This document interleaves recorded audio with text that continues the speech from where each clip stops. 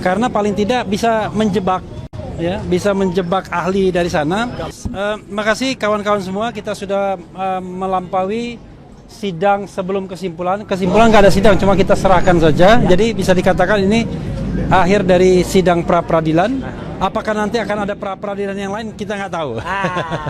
Tapi yang jelas tadi kita sangat senang, ya, karena paling tidak bisa menjebak, ya, bisa menjebak ahli dari sana. Dalam tanda kutip. Menjebak itu di bagian mana, Bang? Ya, nanti ya kita jelaskan. Jadi gini, perdebatan mengenai KUHP lama dan KUHP baru itu perdebatan yang tidak selesai. Kami dari awal standing mengatakan yang harusnya digunakan adalah KUHP yang baru. Kenapa? Karena proses penyidikan bagi kami itu sudah selesai, yaitu ketika berkas dinyatakan lengkap atau P21. Tindakan setelah itu adalah tindakan tambahan untuk misalnya menyerahkan berkas-berkas dan kemudian melimpahkan termasuk juga para tersangka. Itu bukan bagian dari penyidikan lagi menurut kami. Karena bukan bagian penyidikan lagi, maka harusnya menggunakan KUHP yang baru. Ketika kemudian pihak termohon dalam hal ini penyidik Polda Metro Jaya mengatakan menggunakan KUHP yang lama, bagi kami salah. Dan ini didukung oleh fakta yang tidak terbantahkan sesungguhnya, bahwa sebagai contoh adalah surat penangkapan dan surat penahanan.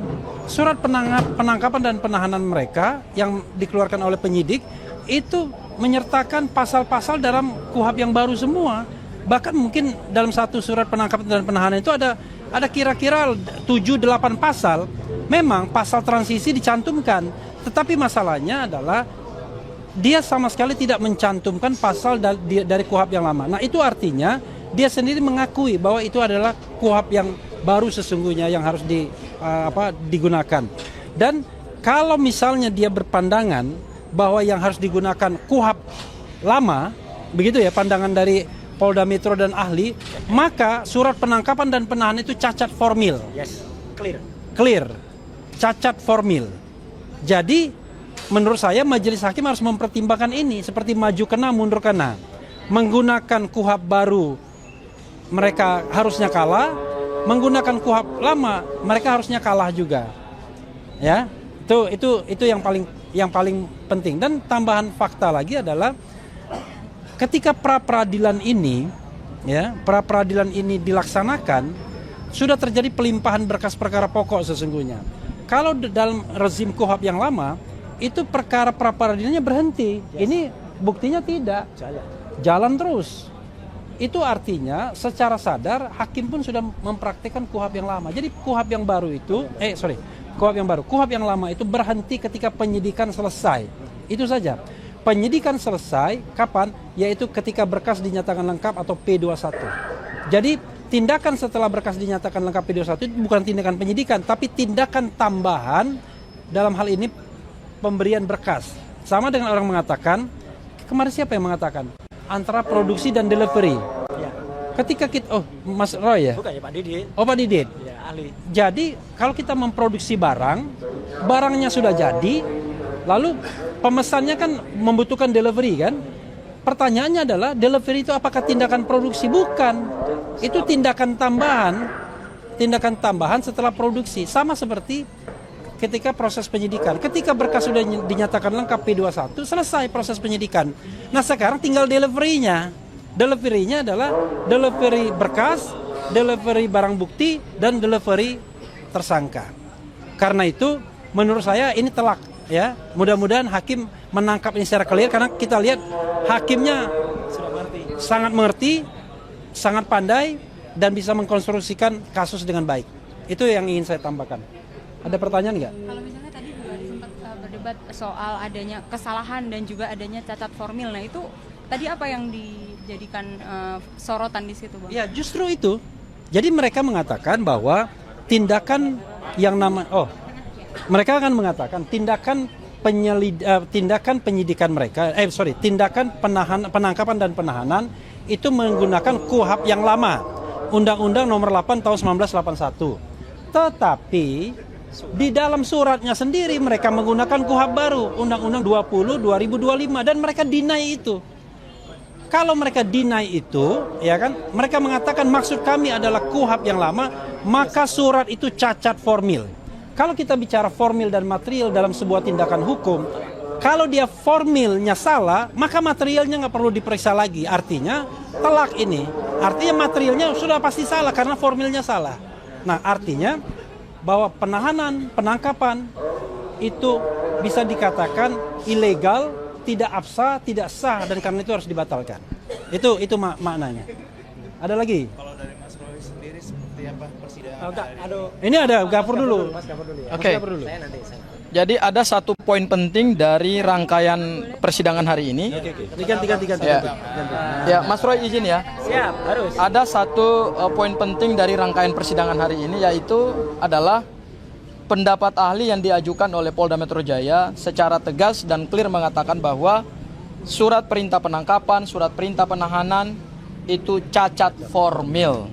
Dan kalau dia cacat formil, maka berdasarkan pasal 77 KUHP lama, yaitu pra-peradilan, maupun pasal 158 KUHP yang baru terkait kewenangan pra-peradilan, maka ketika upaya penangkapan penahanan diterbitkan dengan menggunakan surat yang cacat formil, maka disitulah kewenangan hakim tunggal pra-peradilan untuk menyatakan bahwa upaya paksa berupa penangkapan penahanan tersebut tidak sah. Karena objek pra-peradilan itu yang diuji bukan materialnya, tapi yang diuji adalah aspek formilnya. Kan sah tidaknya, bukan benar atau tidaknya. Kalau benar ya mereka merasa benar. Tapi kalau sah tidaknya, berarti itu aspeknya aspek formil. Dan tadi ahli mengatakan yang diajukan oleh Polda Metro Jaya bahwa surat perintah penangkapan, surat perintah penahanan itu cacat formil. Saya kira dengan ahli justru yang dihadirkan dari Polda Metro Jaya mengatakan cacat formil, berarti sebenarnya sudah kelihatan bahwa hakim akan mengabulkan permohonan pra-peradilan kami, insya Allah, karena surat perintah penangkapan, surat perintah penahanan tersebut telah cacat formil, dianggap tidak sah secara hukum acara pidana. Itu aja dari saya. Oke. Oke, dari saya.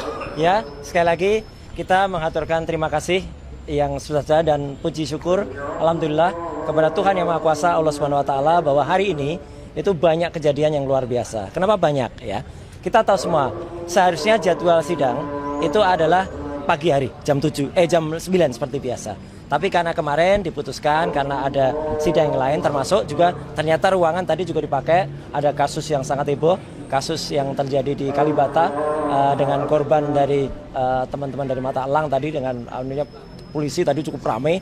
Saya yang datang jam 1 di sini tadi, saya sudah balik lagi jam 1, ternyata belum dimulai, baru dimulai setengah 2. Nah itu satu hal yang sangat menguntungkan bagi kami ya, karena saya, Bang Refli, juga Mbak Aya tadi ya, Bu Soraya tadi juga sempat kita memberikan penguatan dan membersamai Dr. Tifa Usiatiasuma yang hari ini mendengarkan dakwaan untuk pertama di Pengadilan Negeri Jakarta Timur. Saya tidak akan komentar tentang dakwanya Dr. Tifa ya, karena itu nanti tugas dari kuasa hukum masing-masing. Tetapi saya sangat senyum mendengar dakwanya Dr. Tifa. Dan yang kedua adalah ketika di sini saya berkali-kali juga senyum karena ini telak ya. Sebenarnya ini telak ya. Karena harusnya seorang ahli itu dihadirkan, tentu ahli itu tidak akan bisa 100% objektif. Pasti dia berkepentingan terhadap siapa yang mengundang.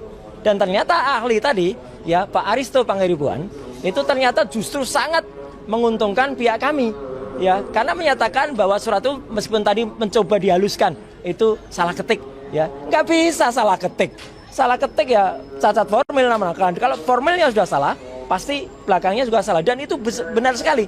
Tidak hanya pencantuman KUHP baru di dalam surat, tapi juga ada pencantuman kalimat tentang pemeriksaan 1 kali 24 jam. Dan itu tidak terjadi, tidak ada. Berarti itu bisa dimasukkan juga oleh teman-teman lawyer, baik Mas Refli, Mas Gafur, Mbak Aya, dan juga nanti teman tim yang lain, ada Pak Yasena juga. Itu ada suatu keterangan palsu atau sikap palsu lah, pokoknya itu. Ya. Dan yang jelas, global dari itu semua, sebenarnya tadi coba ditanyakan oleh Mas Refli dan juga Mas Gafur. Sidang pra-peradilan ini berjalan dan menunda pokok perkara aslinya. Pokok perkara utamanya, kalau dia tertunda, itu berarti menggunakan KUHP baru. Kalau menggunakan KUHP lama, pra-peradilan lah yang kemudian disuruh ditabrak berhenti, langsung jalan. Nah ini jelas. Makanya dengan adanya konsekuensi dari KUHP yang baru ya. Nah saya kemudian menyatakan sekali lagi terima kasih ya teman-teman bisa menilai sendiri ya. Hanya kita tunggu nanti insya Allah ya Pak Hakim Tunggal itu benar-benar menggunakan rasio dan menggunakan akal pikiran yang insya Allah kita doakan semoga beliau benar-benar clean ya dalam menyusun putusan yang nanti insya Allah akan dibacakan pada hari Selasa tanggal 2 Juli yang akan datang. 7 Juli ya yang akan datang. Jadi saya kira itu, dan tadi ketika saya mendampingi Dr. Tifa ya insya Allah apa yang disampaikan Dr. Tifa itu juga benar-benar bisa lancar ya, karena sesuai dengan gambarnya Dr. Tifa di sini. Nah, ya ini membedah otak. Ya, membedah otak. Nah, ada dong. Ini tadi saya pakai untuk apresiasi saya terhadap Dr. Tifa. Ya, dan juga sekali lagi terhadap semuanya. Membedah otak.